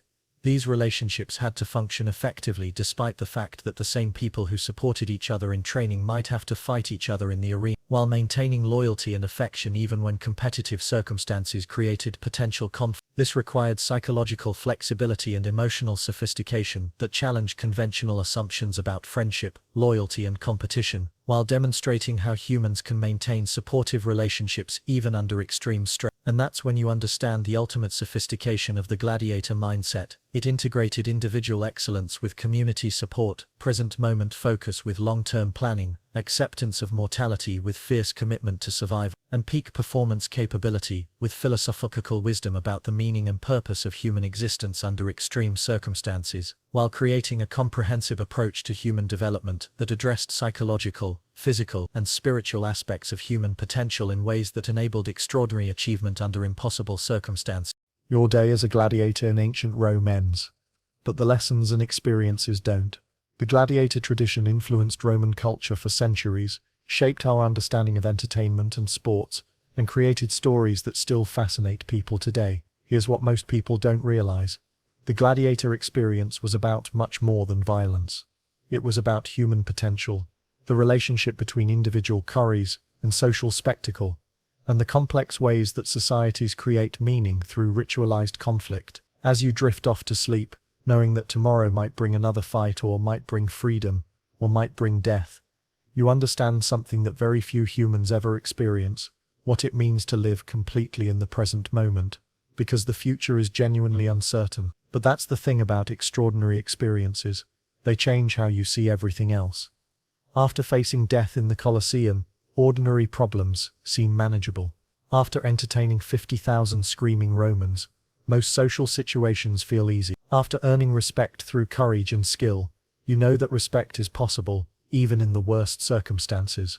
The roosters are crowing, the crowd is gathering, and the arena awaits. But you're no longer just hoping to survive, you're planning to thrive. Sweet dreams, gladiator. Tomorrow brings new opportunities to prove that even in the most extreme circumstances, human courage, skill, and determination can create something magnificent. Hey, are you still awake? Did you make it through an entire day as a gladiator without tapping out? If you survived this journey to ancient Rome, and by survived I mean you stuck around to learn about gladiator economics, Roman sports medicine, and the psychological reality of fighting for your life in front of 50,000 people, then you're definitely the kind of person who should subscribe. Because apparently you're fascinated by civilizations where breakfast was barley porridge, healthcare involved gladiator blood, and career advancement meant not dying in public, which, let's be honest, is a pretty specific interest. Thanks for spending your evening with me in the Colosseum, where the entertainment was deadly, the medicine was surprisingly advanced, and the social mobility came with the minor side effect of potential death by sword. Now get some sleep, and try not to dream about 50,000 Romans chanting for your blood. That's the kind of anxiety dream that even modern therapy can't fully prepare you for. Good night. P.S. If you wake up tomorrow wanting to start your day with barley porridge and olive oil massages, that's between you and your personal trainer. I'm just here to provide historically accurate nightmare fuel. The end.